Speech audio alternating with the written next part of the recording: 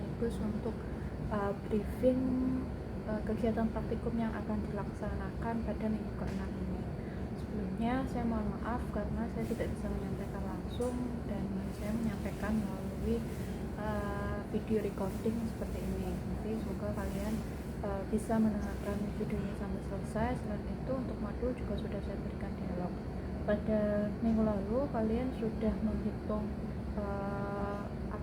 koordinat masing-masing titik orde 4 dan juga perapatan dengan menggunakan metode RTM, di mana ada hitungan konvergensi grid di awal, kemudian dilanjutkan dengan koreksi azimut, kemudian dilanjutkan dengan menghitung koordinat pendekatan dan koordinat final. Hanya saja untuk beberapa kasus di mana ketika nanti konversi grid ini tidak perlu digunakan, yaitu pada saat kalian menghitungnya itu azimutnya tidak menggunakan azimut matahari. Jadi kalau kalian tidak menghitung azimut matahari, maka kalian tidak perlu menghitung konversi grid.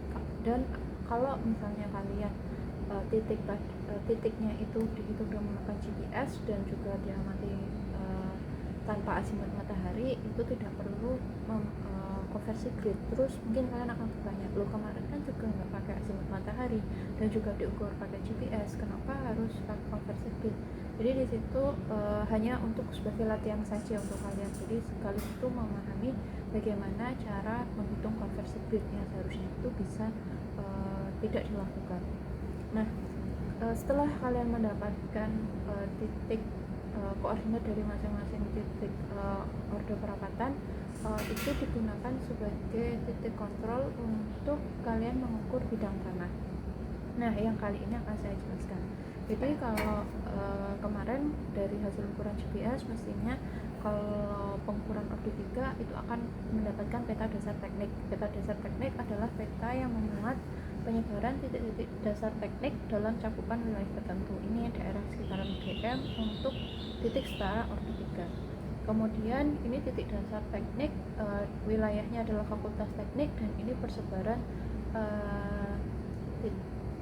titik setara orde 4 yang sudah dilakukan oleh teman-teman kalian dengan menggunakan metode pengukuran menggunakan survey access.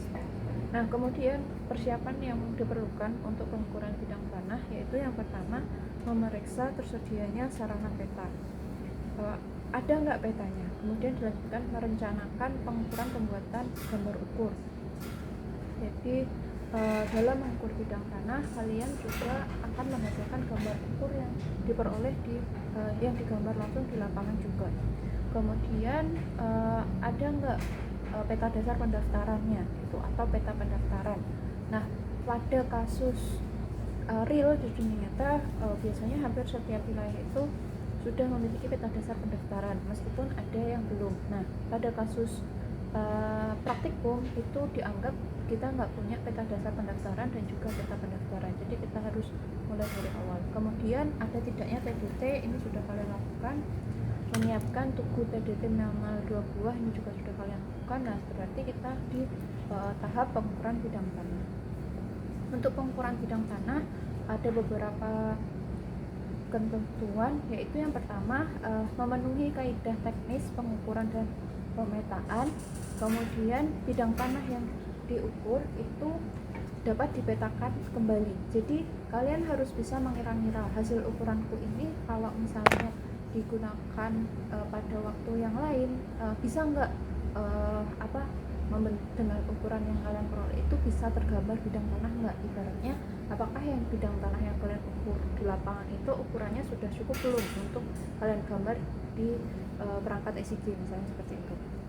Sehingga datang tanah yang kalian ukur itu dapat diketahui dari letak. Letak ini bisa letak absolut, yaitu misalnya di koordinat berapa, bisa juga dengan letak relatif, jadi misalnya di sebelahnya apa dari TDT dan lain-lain. Kemudian ada batas, ini adalah batas bidang tanah. Jadi batas bidang tanah ini menggambarkan kalau misalnya ada 4 garis batas, ya itu akan tergambarkan semua gitu, jaraknya satu sisi berapa dari titik mana ke titik mana.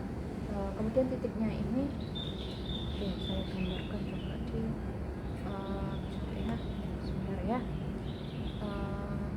ini. Jadi kalau misalnya di sini adalah peta ukurnya, ini adalah titik kontrolnya, titik orde perapatannya, sudah diketahui koordinatnya. Kalian harus bisa menggambarkan bidang tanah titik ini itu kalian dapat dari mana? Dari sini. Kalau misalnya dari sini, ini kalian jaraknya berapa, kemudian azimutnya berapa misalnya, sehingga bisa tergambar titik ini. Kemudian ada titik di sini. Nah, ini titik ini kalian misalnya peroleh dengan menggunakan GPS, atau bisa menggunakan pita ukur, sehingga kalian peroleh titik ini dan titik ini. Kemudian nanti digambarkan seperti ini. Jadi nanti dia akan diketahui letaknya ini secara absolut dan juga secara relatif dari titik orde perapatan, dan juga diketahui panjangnya ini tuh berapa. Itu harus diketahui. Nah, selain itu untuk bidang tanah biasanya dia tidak hanya berupa bidang tanah yang kalian mengukur situasi itu, tapi biasanya ada diagonalnya juga. Ini untuk kontrol apakah sesuai nggak panjangnya ini dengan diagonalnya ini. Jadi ini wajib. Jadi setiap bidang tanah itu wajib dilengkapi dengan panjang masing-masing sisi, kemudian posisi relatif dari orde perapatan itu perolehnya bagaimana, kemudian misalnya ini jarak ya ini jarak, kemudian ini azimut ya azimut, kemudian juga ada panjang sisi diagonalnya ini juga harus dituliskan.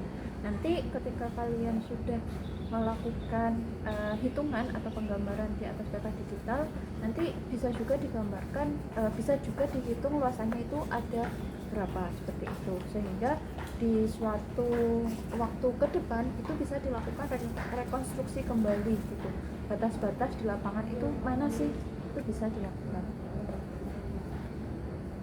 Kemudian proses pengukuran bidang tanah dan pengumpulan informasi bidang tanah. Jadi pertama, persiapan pengukuran dan pemetaan bidang tanah. Kalian harus mempersiapkan apa saja yang diperlukan, alat-alatnya, kemudian formulir ukur, kemudian kalian mengetahui posisi bidang tanah itu mana yang akan kalian ukur. Kemudian pemasangan tanda batas. Jadi ada tanda batas di setiap titik, di setiap node dari bidang tanah tersebut. Kemudian ada penunjukan tanda batas. Jadi setelah dipasang, nanti biasanya petugas ukur itu akan datang ke lapangan. Nah, kalian sebagai pemilik yang mengetahui tanda batasnya ada di mana, itu dikasih tahu ke petugas ukurnya ini gitu. Dan tanda batasnya ini harus sudah kesepakatan antara kalian dengan pemegang hak di tempat yang berbatasan. Kemudian adalah penetapan batas bidang tanah, kemudian baru pelaksanaan pengukuran. Persiapan pengukuran dan pemetaan bidang tanah ini yaitu yang pertama, kalian harus melakukan inventarisasi sebaran TDT dan juga base station jika diperlukan apabila menggunakan metode course. Kemudian melakukan inventarisasi bidang tanah terdaftar dan belum terdaftar. Nah, pada kasus praktikum ini itu belum terdaftar semuanya, tapi kalau di lapangan itu bisa terdaftar, bisa juga belum. Kemudian kalau untuk melakukan pengukuran, kalian harus melakukan koordinasi dulu dan sosialisasi dengan instansi lain, yaitu dengan perangkat desa, karena nanti perangkat desa itu yang akan menjadi saksi yang akan mendampingi gitu proses pengukuran bidang tanah. Kemudian ada masyarakat. Masyarakat ini biasanya masyarakat wajibnya adalah masyarakat yang berbatasan langsung dengan bidang tanah yang akan diukur. Kemudian melakukan inventarisasi ketersediaan data pendukung. Ini seperti peta dasar sebelumnya, peta pendaftaran sebelumnya, barangkali ada peta bidang sebelumnya, ada gambar ukur sebelumnya, kemudian ada data-data pendukung lain, surat ukur, sertifikat ukur, dan lain-lain. Kemudian penyiapan peralatan pengukuran. Nah, ini tergantung dari metode yang kalian gunakan dan juga penyediaan peta kerja. Nah, untuk pemasangan tanda batas bidang tanah, tanda batas yang untuk membatasi setiap bidang tanah ini dapat berupa titik atau batok batas. Kemudian pemasangan tanda batas dilakukan pemilik tanah atau kuasanya. Dan dalam rangka percepatan, pemasangan tanda batas dan surat pernyataan telah memasang tanda batas. Jadi ini surat yang menyatakan gitu kalau tanda batas ini tuh udah dilaksanakan oleh siapa, dihadiri oleh siapa saja saksinya, dilaksanakan pada tahun berapa, siapa yang mana, itu jelas. Nah, itu dilakukan sebelum petugas ukurnya datang, jadi untuk mempercepat waktu. Kemudian penunjukan tanda batas bidang tanah. Nah, untuk penunjukan batas bidang tanah ini bisa dilakukan pemilik tanah dan kuasanya, biasanya juga akan dihadiri oleh perangkat desa, ini yang menjadi saksi. Kemudian ketua RT RW, kepala dusun ini juga menjadi saksi sebagai pejabat berwenang di wilayah tersebut, dan didatangkan juga masyarakat yang bidang tanahnya itu berbatasan pada bidang tanah yang akan diukur. Kemudian penetapan batas bidang tanah ini dilaksanakan bersamaan pada saat penunjukan batas oleh pemilik. Jadi ditetapkan batasnya mana aja, sekalian ditunjukkan. Nah, pelaksanaan pengukuran bidang tanah ini terdiri dari pengukuran bidang tanah yang belum terdaftar maupun bidang tanah yang telah terdaftar. Makanya harus ada inventarisasi dulu di awal. Kemudian metode pelaksanaan kegiatan pengukuran dan pemetaan bidang tanah ini terdiri dari 4, yaitu yang pertama terestrial, fotogrametris, pengamatan satelit, dan kombinasi dari ketiganya. Saya yakin karena kalian udah semester 5, kalian tuh sebenarnya udah dapat semuanya. Jadi terestrial kalian dapat di 1, 2, 3, 4 survei rekayasa. Kemudian fotogrametris kalian udah foto 1, foto 2, pengamatan satelit baru kalian dapat semester ini. Jadi harusnya kalian itu tinggal mengkombinasikan nih mana yang cocok untuk bidang tanah kalian. Tapi di praktikum ini kita hanya akan menggunakan metode terestrial. Jadi ingat ya, jadi sebenarnya ini boleh dilakukan dengan 4 metode, tapi untuk praktikum ini hanya digunakan 1 metode saja. Nah, metode terestrial ini adalah pengukuran secara langsung di lapangan dengan mengambil data ukuran sudut dan jarak dengan teknik pengambilan data bisa trilaterasi yaitu jarak-jarak, triangulasi sudut-sudut, triangulaterasi yaitu sudut dan jarak. Bisa menggunakan pita ukur, distometer, teodolit, dan electronic total station. Nah, untuk praktikum ini kalian menggunakan alat pita ukur, kemudian menggunakan electronic total station. Kalian bisa mengambil data menggunakan metode trilaterasi, triangulasi, atau triangulaterasi. Kemudian ada juga metode fotogrametris. Ini salah satu metode untuk pengukuran bidang tanah. Ini dengan menggunakan peta ortofoto. Jadi mengidentifikasi batas bidang tanah menggunakan peta ortofoto. Kemudian nanti digaris, dilakukan delineasi batas bidang tanah di atas peta ortofoto. Nah, ini ada syaratnya, yaitu hanya dapat dilaksanakan di daerah terbuka, kemudian non pemukiman, kemudian non komersial, non industri, dan untuk garis batas bidang. Nah, oleh karena itu kenapa tidak bisa menggunakan ini? Karena wilayah kampus tidak memenuhi syarat lokasi ini. Kemudian untuk garis batas bidang tanah yang tidak dapat diidentifikasi dilakukan dengan pengukuran tambahan di lapangan. Nah, sebenarnya tidak memenuhi syarat karena peta kalian kan kita ibaratnya hanya skenario ya, kalian itu batas bidang tanahnya tuh nggak tergambar jelas gitu. Apalagi kita nggak ada proses ortofoto yang dilakukan pada saat praktikum ini. Jadinya tidak bisa menggunakan metode fotogrametris dalam praktikum, tapi pada kenyataannya itu bisa dilakukan. Nah, pengukuran terestris untuk fotogrametris yang pengukuran tambahan ini dilaksanakan sebagai pengukuran suplesi dan atau pengukuran panjangan sisi, yaitu minimal 1 sisi bidang tanah untuk pekerjaan dengan skala peta kerja paling kecil 1:2500 atau lebih besar, itu minimal 1 bidang tanah. Tapi kalau untuk semua akan dilakukan semua sisi bidang tanah jika dia skala peta kerjanya lebih kecil dari 1:2500. Kemudian dalam pengukuran bidang tanah menggunakan metode fotogrametris apabila ditemukan bidang tanah yang sudah terdaftar dan tapi belum terpetakan, maka bidang tersebut dapat dipetakan pada peta dasar pendaftaran. Sedangkan untuk bidang tanah yang sudah terdaftar dan juga sudah terpetakan pada peta pendaftaran cukup diverifikasi saja. Jadi dicek ulang apakah batasnya ini sudah sesuai apa belum. itu. Kemudian peta dasar yang dibuat, peta dasar pendaftaran ini harus memuat informasi sumber data, proyeksi peta, koordinat reference frame, waktu perekaman, dan juga metode pengukuran bidang tanah dan lain-lain. Kemudian ada metode ketiga, yaitu metode pengamatan satelit. Metode pengamatan satelit yaitu dengan menggunakan bantuan minimal 4 satelit, yaitu dengan survei GNSS. Kemudian bisa menggunakan metode RTK atau course, post processing, PPP, atau stop and go. Nah, ini bisa milih salah satu. Atau nanti kalian bisa menggunakan yang metode keempat, metode terakhir, yaitu kombinasi semuanya, yaitu terrestris digabung dengan fotogrametris digabung dengan pengamatan satelit, itu boleh. Kemudian untuk sekarang untuk praktikum survei kadastral saja, jadi kalau realnya tadi kan ada 4 metode. Nah, untuk yang praktikum ini kita hanya menggunakan satu metode, yaitu terrestris, dibatasi dengan menggunakan electronic data station dan juga pita ukur, di mana penentuan posisi dari lokasi bidang tanah dan titik detil diikatkan pada titik-titik kerangka pemetaan yang terdekat. Nah, ini dalam maksudnya adalah orde perapatannya saja.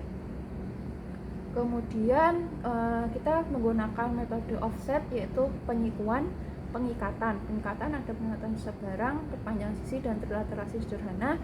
Bisa juga dengan menggunakan metode polar atau koordinat kutub, yaitu dengan azimut dan juga sudut. Ini adalah contoh dengan menggunakan pita ukur, yaitu untuk pengukuran siku-siku tegak lurus seperti ini. Nah, ini tahapannya ya. Oke. Nah, ini yang perlu kalian tulis kalau kalian menggunakan kit penyikuan. Kemudian kalau misalnya kalian menggunakan titik sebarang seperti ini, nanti metodenya adalah seperti ini. Oke. Jadi ada bantuan garis khayalnya. Nah, ini adalah yang perlu kalian tulis di dalam gambar ukur. Ini adalah metode pemetaan pada titik sebarang. Kemudian ada juga dengan perpanjangan sisi. Nah, ini adalah garis khayal bantuannya. Ini yang perlu kalian buat di lapangan. Ini yang perlu kalian tuliskan di gambar ukur, termasuk panjang hasil panjangannya. Ini adalah perpanjangan sisi. Kemudian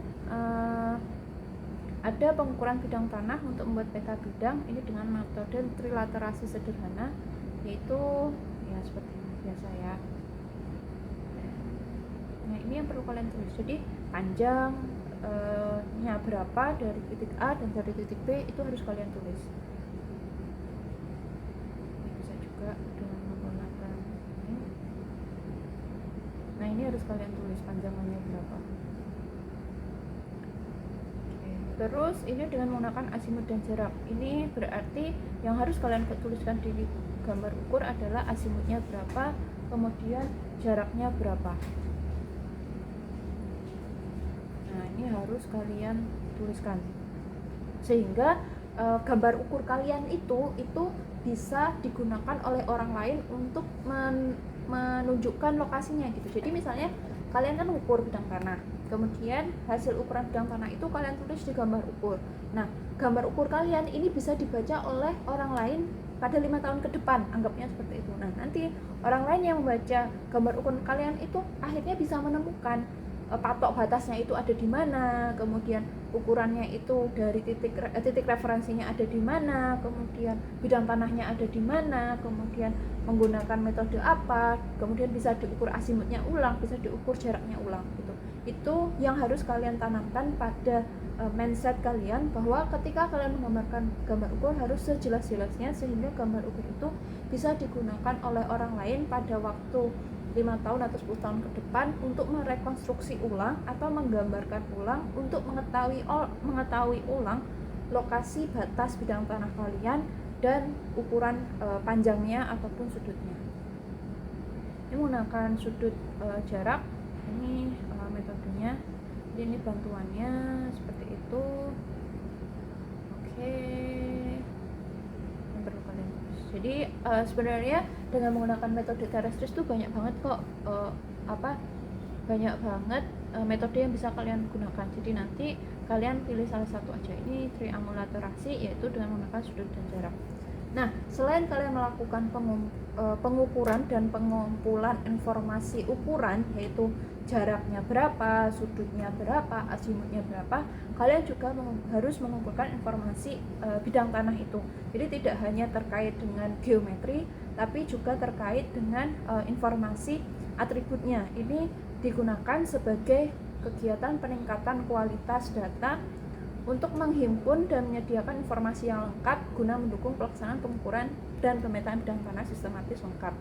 Jadi ini ada informasi yang harus kalian peroleh pada saat di lapangan, yaitu ada informasi toponimi. Jadi pas kalian datang ke bidang tanah kalian harus juga menggambarkan ada lokasi fasilitas umum apa aja di tempat kalian itu. Misalnya di lokasi arsip, ya udah kalian gambarkan kalau di dalam bidang tanah kalian itu ada taman infra seperti itu, atau misalnya ada SGLC, atau misalnya ada Mustek, ada Erik, atau yang itu harus wajib dituliskan di dalam gambar ukur kalian. Kemudian kalian kan ada nama jalan lingkar selatan Fakultas Teknik itu kan. Nah, itu juga harus dituliskan gitu. Tapi karena ini di Fakultas Teknik. Tapi kalau kalian terjun ke masyarakat, ya kalian harus menuliskan nama jalan, RT RW. Kemudian kalau misalnya ada sungai Code, kalian petakan juga harus ada tulisan atributnya apa. Kemudian ada saluran selokan, itu juga harus digambarkan. Kemudian penggunaan tanah. Jadi tanah itu dimanfaatkan untuk apa sih gitu? Untuk untuk pembangunan apa gitu, atau misalnya untuk pembangunan sekolah atau pembangunan universitas dan lain-lain, atau untuk rumah dan lain-lain. Kemudian informasi NIP ini bisa dilewati karena nanti akan dibahas selanjutnya. Kemudian ada peta koordinat TM3, ini juga harus masuk di gambar ukur, cuma nanti akan ada alokasi sendiri untuk menuliskan koordinat TM3 ini pada bidang tanah yang sudah kalian ukur. Kemudian ada informasi nama desa dan kelurahan, ini juga harus dituliskan, dan juga informasi nilai tanah atau informasi lain-lain. Jadi gambar ukur itu tidak hanya bidang tanah saja, tapi ada informasi-informasi lain, yaitu misalnya fasum, bangunan, kemudian jalan, selokan, sungai, kemudian atributnya ada nama jalan, nama RT, nama sungai, nama administrasi, nama saluran, nama fasilitas umum, dan lain-lain. Jadi gambar ukur adalah dokumen tempat mencantumkan gambar suatu bidang tanah atau lebih dan situasi di sekitarnya. Jadi tidak hanya bidang tanah, dan bidang tanah pun harus nanti dilengkapi dengan arah utara, kemudian panjang dan sudut juga azimut, kemudian dilengkapi NIP. Untuk NIP dilewati dulu nggak apa-apa. Kemudian ini adalah contoh gambar ukur. Jadi untuk contoh gambar ukur nanti kalian harus isi semuanya, ini keterangan-keterangan ini harus kalian isi. Baru dibaliknya itu kalian gambarkan gambar ukur kayak ini. Jadi nanti setelah video ini saya bagikan ke kalian, silahkan bisa download formulir gambar ukur yang ada di Elok, kemudian dicetak, bisa menggunakan kertas yang agak tebal gitu supaya kalian mudah melakukan gambar ukur pas kalian melakukan pengukuran besok. Kemudian ini ketentuan gambar ukur tidak terbatas satu bidang, jadi bisa beberapa bidang sekaligus, bisa dengan menggunakan kertas A4, A3 atau juga A0. Kemudian mencantumkan ukuran panjang, sudut atau koordinat bidang tanah. Kemudian kalau fotogrametris maksudnya nggak kalian lakukan pada praktikum ini, tapi ketika kalian melakukan metode fotogrametris harus dilengkapi dengan koordinat titik batas, panjangan sisi bidang tanah tersebut, dan juga hasil delineasi. Kemudian hasil pengukuran fotogrametris terdiri dari formulir gambar ukur dan peta kerja hasil delineasi yang telah ditandatangani oleh petugas ukur dan juga SKB. Kemudian gambar ukur yang dihasilkan dengan cara pengukuran terrestris dan atau pengamatan satelit, jadi kombinasi ya, ini terdiri dari gambar ukur dan printout hasil hitungan dan juga hasil plotting bidang tanah. Gambar ukur hasil kegiatan pengukuran dan pemetaan bidang tanah sistematis lengkap harus dilengkapi dengan tanda tangan dari pemilik kuasa. Ini nanti anggaplah salah satu teman kalian itu adalah salah satu pemilik bidang tanah, kan kalian satu kelompok 5 orang, berarti masing-masing itu menjadi pemilik di salah satu bidang tanah. Diketahui oleh aparat desa atau kelurahan. Ini bisa kalian palsukan atau bisa juga minta asisten. Gak apa-apa ya, biar asisten ibaratnya seperti aparat desa. Kemudian persetujuan batas belah, ini berarti nanti kalian minta tanda tangan teman kalian dalam satu kelompok. Nah, itu adalah materi pengukuran bidang tanah untuk minggu ke-6 dan juga minggu 7. Jadi kalian itu saya berikan waktu hanya 2 minggu untuk menyelesaikan pengukuran bidang tanah dan situasi yang ada di sekitar bidang tanah tersebut. Dan outputnya itu adalah gambar ukur dan juga laporan pengukuran. Sedangkan nanti untuk penggambaran bidang tanah ini dilakukan setelah UTS, yaitu contohnya hasil ukuran lapangan dan juga gambar ukur itu bisa digunakan untuk menggambar bidang tanah dengan menggunakan perangkat GIS atau AutoCAD, sehingga menghasilkan data bidang tanah digital yang nanti akan digunakan untuk membuat data bidang tanah. Kalau menggunakan ArcGIS bisa dengan menggunakan Coco Tools untuk menggambarkan sudut jarak azimut, dan untuk QGIS bisa menggunakan Azimuth and Distance Plugin, QED, Editing Digitization Toolbar untuk menggambarkan jarak sudut ataupun azimut. Ini dengan menggunakan AutoCAD juga bisa. Kemudian nanti hasilnya adalah peta bidang tanah. Ini akan lebih lanjut dijelaskan di pertemuan setelah UTS. Sehingga tujuan dari materi ke-6 dan 7 ini, pertama, kalian mendapatkan hasil ukuran bidang tanah pada lokasi masing-masing dengan menggunakan TS dan pita ukur, jadi menggunakan metode terrestris. Jadi harus mendapatkan hasil ukuran bidang tanah, baik itu jarak, sudut, azimut, diagonal, informasi lokasi, koordinat, ataupun yang lain. Kemudian mendapatkan informasi atributnya. Jadi informasi atribut tadi ada nama jalan, misalnya nama fasilitas umum, nama bangunannya, penggunaan bangunannya, selokan, kemudian RT RW-nya, lokasi administratif, nama sungai, dan lain-lain. Kemudian menghasilkan gambar ukur dan juga laporan kegiatan pengukuran. Itu 3 tujuan yang harus kalian selesaikan dalam waktu 2 minggu ini. Semoga diberikan kelancaran dalam pengukuran, dalam artian tidak hujan. Kemudian tetap hati-hati, tetap waspada dalam menggunakan alat. Kalian yang bertanggung jawab ketika alat tersebut itu sudah keluar lab. Jadi sebelum keluar lab dipastikan benar-benar alat kalian itu dalam kondisi yang baik, sehingga jangan sampai kalian baru dibawa ke lapangan baru tahu kalau alat kalian rusak, karena nanti itu kalian bisa dicurigai karena ya kalian yang bertanggung jawab setelah alat itu keluar dari lab. Jadi sebelum keluar lab kalian harus hati-hati, pastikan alat kalian itu dalam kondisi baik, sempurna untuk bisa digunakan dalam pengukuran. Mungkin itu saja materi dari saya. Kalau masih ada pertanyaan nanti bisa ditanyakan melalui grup chat atau bisa juga dikoordinasikan dengan asisten. Terima kasih, mohon maaf sebelumnya. Semangat untuk mengukur 2 minggu ini. Saya tutup. Wassalamualaikum warahmatullahi wabarakatuh.